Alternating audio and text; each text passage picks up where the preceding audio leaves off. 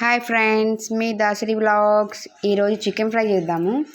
First ఒక pan పెట్టుకొని దాంట్లో ఆయిల్ వేసుకొని ఒక ఆనియన్ కట్ చేసుకొని ఈ విధంగా వేసుకోవాలి.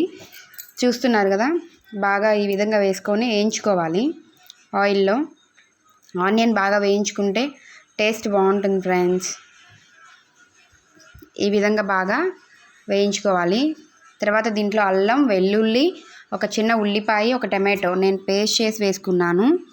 దీన్ని బాగా వేసుకొని కలిపేసుకోవాలి. ఈ విధంగా బాగా కలుపుకుంటే పచ్చివాసన పోతుంది.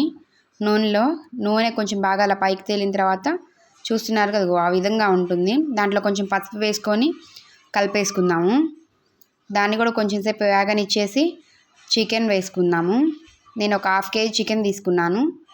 హాఫ్ కేజీ చికెన్ తీసుకొని అది అలా వేసుకుని బాగా కలిపేద్దాము.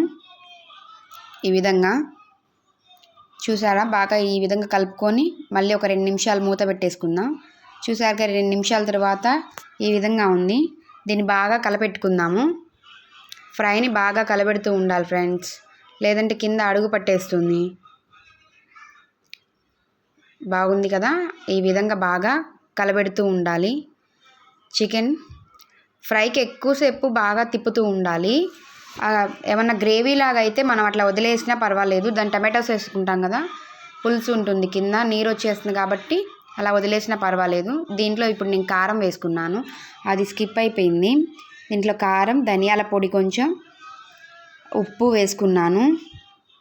బాగా వేయించుకొని ఈ విధంగా అదిగో అలా కనిపిస్తుంది, బాగా ఫ్రై అయిపోయింది. దీంట్లో లాస్ట్గా కొత్తిమీర వేసుకుందాం. కొత్తిమీర వేసుకొని మీ రుచికి సరిపడా వేసుకోండి ఫ్రెండ్స్. కారం నేనైతే ఒక 2 స్పూన్స్ వేసుకున్నాను. కొంచెం కసూరి మెతి కూడా వేసుకోండి, బాగుంటుంది స్మెల్. ఈ విధంగా కొత్తిమీర వేసుకొని లాస్ట్లో బాగా కలుపుకోవాలి.